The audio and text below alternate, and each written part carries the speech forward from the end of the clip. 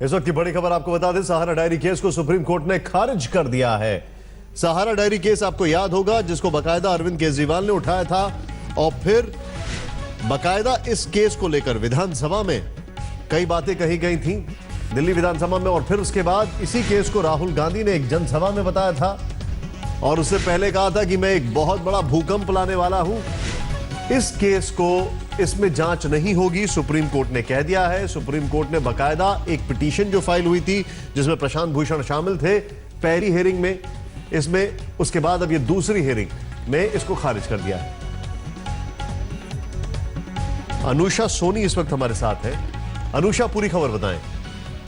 निशांत, ये supreme court में आज ये मसला जब सामने आया तो लगभग 6 घंटे से इसकी सुनवाई चल रही थी।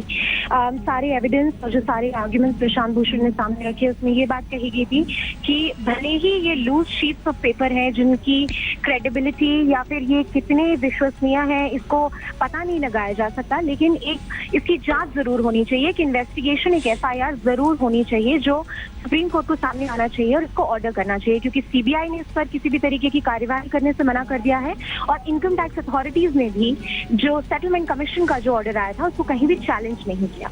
लेकिन कोर्ट ने आज एक बहुत लंबा एक ऑर्डर दिया, लगभग 1 घंटे तक कोर्ट ये ऑर्डर डिक्टेट करती रही और कोर्ट ने कहा कि कोई भी ऐसा तथ्य या सबूत सामने नहीं आया है जिसके बेसिस पर कोई FIR। मैं आपसे एक चीज जानना चाहूंगा, प्रशांत भूषण को ये दूसरी बार मौका दिया गया था। पहली बार जब वो आए थे तो सीधे इसको एडमिट करने से मना कर दिया गया था, अगर मैं गलत नहीं हूं तो। और दूसरी बार यह भी कहा गया था कि कम से कम उस इनकम टैक्स ऑफिसर का नाम बता दें जिसने नोटिंग्स की है। क्या उसमें कोई भी एविडेंस लेके आ पाए प्रशांत भूषण? निशांत, बल्कि ये दूसरा नहीं, ये तीसरा मौका था प्रशांत भूषण को जो दिया गया था। तो हियरिंग्स में पहले ही साफ हो चुका था कि किस तरह का सबूत है, आप ला के नहीं दे पाए हैं। इस बार जो नया तथ्य वो लाए, वो ये लाए कि सेटलमेंट कमीशन का जो ऑर्डर था और इनकम टैक्स का जो स्टैंड था वो एक तरह का सबूत है जिसके बेसिस पे जाके FIR लॉन्च की जा सकती है। जो चीजें, जिस तरह के नाम पूछे जा रहे थे उस तरह के नाम तो आज कुछ भी मेंशन नहीं किए गए हियरिंग में। लेकिन हाँ, ये तीसरा मौका था जो दिया गया और अटॉर्नी जनरल खुद मौजूद थे जिन्हें सरकार की तरफ से पूरी जिरह की, पूरा आर्ग्यूमेंट किया और ये बोला कि अगर इस तरह की लूज शीट्स ऑफ पेपर पर अगर कोर्ट इन्वेस्टिगेशन ऑर्डर करने लगा तो करीब 20 करोड़ कंप्लेंट्स आ जाएंगी जिसमें किसी का भी नाम लिखा जा सकता है। और ये एक बुरा एग्जाम्पल होगा, एक बुरा उदाहरण होगा जो सुप्रीम कोर्ट सेट करेगा। और इसी को कोर्ट ने एक रीजन भी बताया जब उन्होंने आज अपना ये पूरा फैसला लिया। यानी आप जो बता रही हैं, यानी इस केस के बनस्पत सुप्रीम कोर्ट ने एक प्रेसिडेंट सेट कर दिया है कि कभी भी loose sheet of paper, unverified signatures, इन सबको आइंदा कभी सुप्रीम कोर्ट में जगह भी नहीं मिलेगी।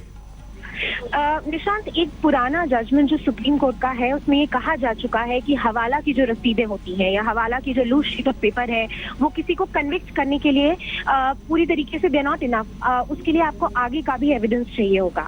आज एक और अहम बात कोर्ट ने कही है, वो ये कही है कि जब आप सुप्रीम कोर्ट के पास आते हैं और एक निर्देश चाहते हैं FIR को लॉन्च करने का, तब आपको सिर्फ लूज शीट्स ऑफ पेपर पे इस तरह का डायरेक्शन नहीं मिल सकता।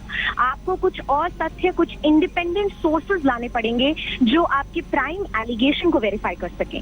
तो ना ही सिर्फ चार्जेस को वेरीफाई करने के लिए बल्कि एक प्रिलिमिनरी इन्वेस्टिगेशन ऑर्डर करने के लिए भी आपको किसी ना किसी तरीके का ऐसा सबूत चाहिए होगा जो इंडिपेंडेंट हो, जो कोरॉबरेटिव हो।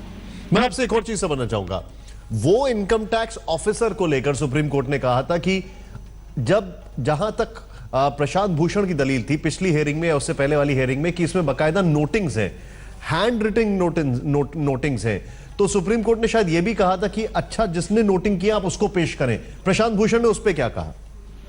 देखिए, उस पर्टिकुलर आर्ग्यूमेंट पे कोई बात नहीं हुई। उसकी एक बहुत बड़ी वजह ये भी है कि पहले चीफ जस्टिस ऑफ इंडिया जो उस समय डेजिग्नेट थे वो इस मैटर को सुन रहे थे। आज एक नई बेंच कॉन्स्टिट्यूट हुई है जिसमें 2 नए जजेस थे जिन्होंने पूरी मैटर को सुना है। उन्होंने इस बात को आज इतनी इंपॉर्टेंस नहीं दी कि क्या आप उस इनकम टैक्स ऑफिसर को ला सकते हैं या नहीं ला सकते हैं।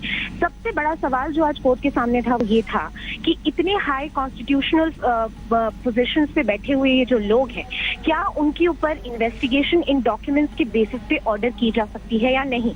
अगर कोर्ट ऐसा करता है तो वो किस तरह का उदाहरण सेट कर रहा है, किस तरह का एक एग्जाम्पल सेट कर रहा है लोगों के आगे, और आगे जुडिशरी और एग्जीक्यूटिव के बीच का एक पूरा रिलेशनशिप भी कैसे डिफाइन होगा।